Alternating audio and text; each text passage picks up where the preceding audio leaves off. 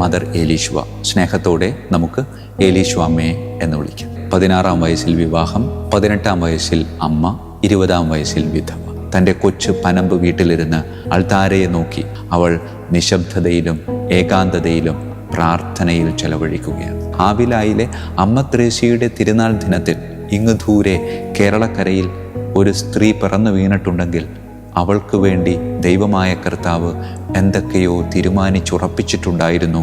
ഇവിടെ ഇതാ ഒരമ്മ ദിവ്യകാരുണ്യ സന്നിധിയിലേക്ക് പോകാൻ സാധിക്കാതെ, ദിവ്യകാരുണ്യ സന്നിധി അങ്ങ് ദൂരെ ഉണ്ട് എന്ന് വിശ്വസിച്ചുകൊണ്ട് ആ സന്നിധിയിലേക്ക് നോക്കി തൻ്റെ സ്വന്തം വീട്ടിൽ പ്രാർത്ഥനയിൽ ചെലവഴിച്ചപ്പോൾ, പ്രിയമുള്ളവരെ, ആ പ്രാർത്ഥന വേറൊരു യാത്ര നടത്താൻ ദിവ്യകാരുണ്യത്തെ പ്രേരിപ്പിച്ചു എന്ന് വ്യക്തിപരമായിട്ട് വിശ്വസിക്കുകയാണ്.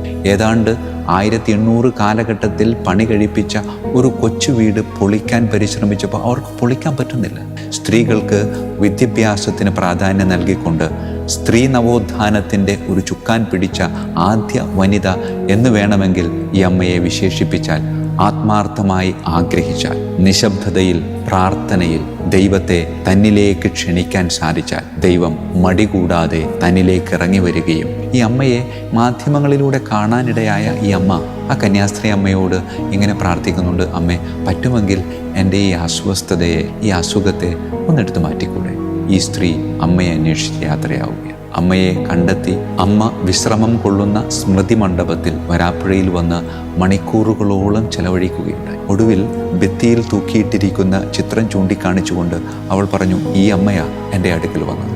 പ്രിയമുള്ളവരെ, അത് മറ്റാരുമായിരുന്നില്ല, എലീശ്വ അമ്മയായിരുന്നു. ഈ സംഭവങ്ങളൊക്കെ നമ്മോട് പറയാതെ പറയുന്നൊരു സത്യം ഇങ്ങനെയാണ്: ദൈവം ഇനി അവളെ ഒരുപാട് ഉയർത്തും. കർമ്മലീത്ത സന്യാസിനിയായ, കേരളത്തിലെ ആദ്യത്തെ തദ്ദേശീയ സന്യാസിനിയായ, സ്നേഹത്തോടെ ഏലീശ്വാമേ എന്ന് വിളിക്കാവുന്ന ഈ അമ്മ നമുക്ക് നൽകുന്ന സുന്ദരമായ സന്ദേശം ഇതാണ്: നിശബ്ദത, പ്രാർത്ഥന. അത് ദൈവം ഓരോ വ്യക്തികളിൽ നിന്നും ആവശ്യപ്പെടുന്നു. അങ്ങനെ കർത്താവിന് വേണ്ടി എൻ്റെ സമയം മാറ്റിവയ്ക്കാൻ എനിക്ക് സാധിച്ചാൽ അവന് വേണ്ടി, അവൾക്ക് വേണ്ടി കർത്താവിൻ്റെ സമയം മാറ്റിവയ്ക്കും. വാഴ്ത്തപ്പെട്ട മദർ ഏലീശ്വയുടെ തിരുസ്വരൂപം കർദിനാൾ ഡോക്ടർ ഓസ്വാൾഡ് ഗ്രേഷ്യസ് അനാവരണം ചെയ്തു.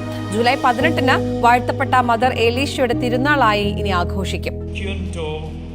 Pontificatus Nostri Primo Leo Pope 14